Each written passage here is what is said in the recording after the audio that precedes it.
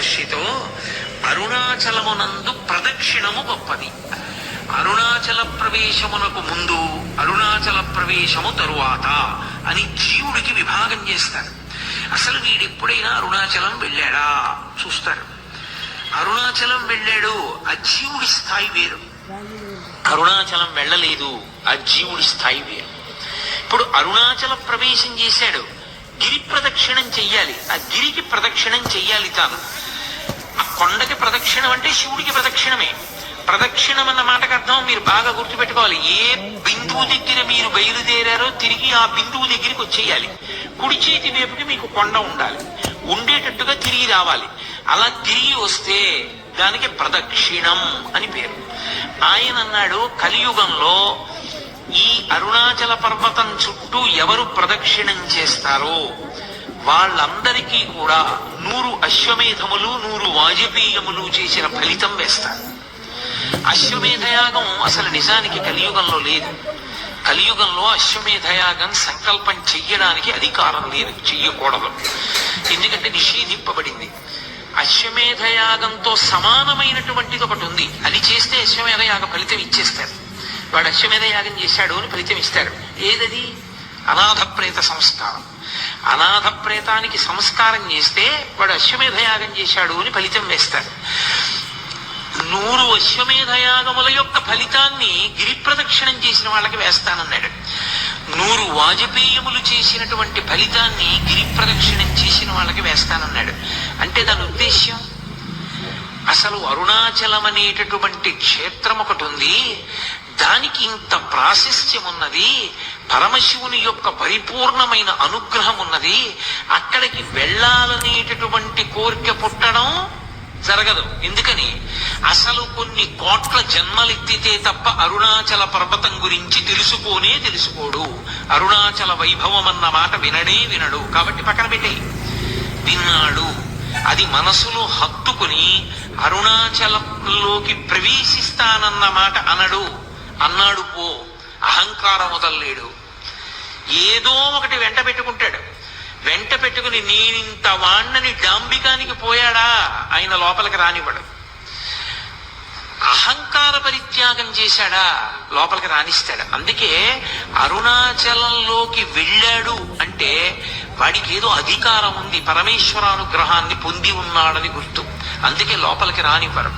అటువంటి క్షేత్రాల్లో పరమ ప్రఖ్యాతమైన క్షేత్రములు అరుణాచలము, కాశీపట్టణము, ఇవన్నీ. ఎందుకని? అగస్త్య మహర్షి స్కాంద పురాణంలోనే కుమార సంహితలో చెప్తారు, ఎన్నో క్షేత్రాలకి వెళ్ళి నమస్కారం చేసినటువంటి పుణ్యము పరీపాకమైతే కాశీపట్టణంలోకి రావడానికి అర్హత వస్తుంది. అసలు అన్ని క్షేత్రాలకి జీవుడు ఎప్పటి నుంచో వెడుతుంటే ఆ ఫలితం ఉంటే తప్ప కాశీలోకి వెళ్ళలేడు. కుదరదు, వదలపమ్మన్నారు. ఇక అరుణాచలం తత్తుల్యం, అంత గొప్పది. అరుణాచల ప్రవేశము అంత తేలికైన విషయం కాదు. అలా ఆర్తి కలిగిన వాళ్ళకి చిన్న చిన్న విషయాల దగ్గర నుంచి పెద్ద పెద్ద విషయాల వరకు ఆయన అనుగ్రహించాడు ఆ ప్రదక్షిణ తత్వంలో. అందుకే కామ్యమునందు కూడా మీకు ప్రత్యేకంగా కోరి ప్రదక్షిణం చెయ్యక్కర్లేదు. ఆదివారం నాడు ప్రదక్షిణం చేశాడనుకోండి, ఆదివారం నాడు ప్రదక్షిణం చేసి వచ్చేస్తే సూర్యమండలాన్ని భేదిస్తాడు జీవుడు. శరీరం పడిపోయిన తర్వాత శరీర పతనానంతరము సూర్యమండలాన్ని ఛేదించి కైలాసంలో శివలోకానికి వెళ్ళి శివ సాన్నిధ్యమును పొందుతాడు. ఒక సోమవారం నాడు ప్రదక్షిణం చేశాడనుకోండి, జరామృత్యువులను దాటతాడు. జరామృత్యువు అంటే వృద్ధాప్యము, మృత్యువు. ఇదొక చిత్రమైనటువంటి విషయం. చాలా మంది త్రిదళం త్రిగుణాకారం త్రినేత్రంచ త్రియాయుధం అంటుంటారు, కానీ అలా లేదు. అసలు యథార్థ పాఠం త్రియాయుషం అనుంది. త్రియాయుషం ఏకబిల్వం శివార్పణం. త్రియాయుషం అంటే 3 రకములైన ఆయుర్దాయాల్ని కోరుతారు. నేను వృద్ధాప్యాన్ని చూడాలని నేను కోరుకోవాలి. బాల్యము, కౌమారము, యవ్వనము దాటి నేను వార్ధక్యాన్ని చూడాలి అని అడగాలి. ఎందుకో తెలుసా? వార్ధక్యాన్ని చూడలేదు అంటే అపమృత్యు. నా మనవల్ని ఎలా చూస్తాను? నా మనవల్ని చూసేశాను అనుకోండి, నేను నా 2వ తరాన్ని చూసేశాను.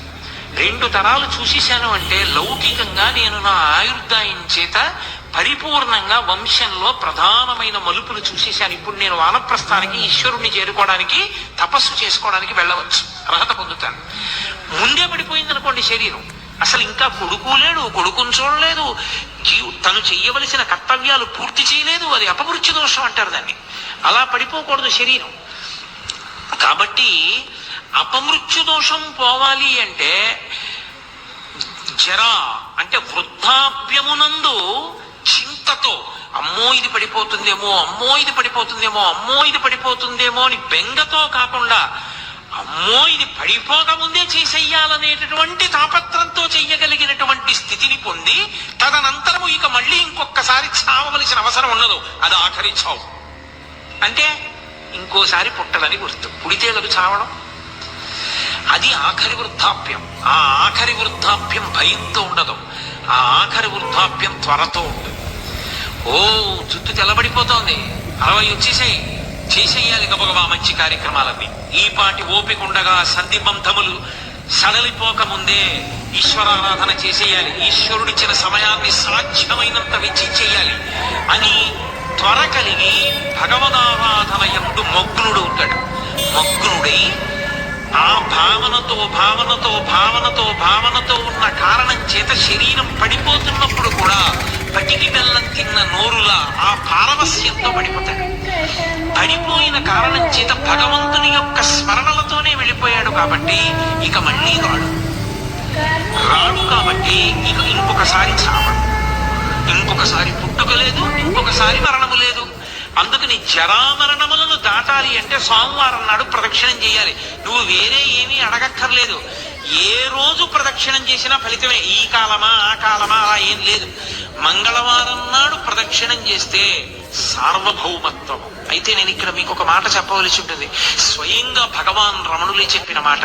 అరుణాచలంలో అరుణగిరికి ప్రదక్షిణానికి మంగళవారము శ్రేష్టము, చాలా మంచిది. మంగళవారం నాడు గిరి ప్రదక్షిణం చేస్తే ఎందుకో తెలుసా? అది అగ్ని కొండ, పావకి సుబ్రహ్మణ్య తత్వం, అది సుబ్రహ్మణ్య క్షేత్రం, శివానుగ్రహం. అక్కడ మంగళవారం నాడు ఉదయం కుజహోర ఉంటుంది.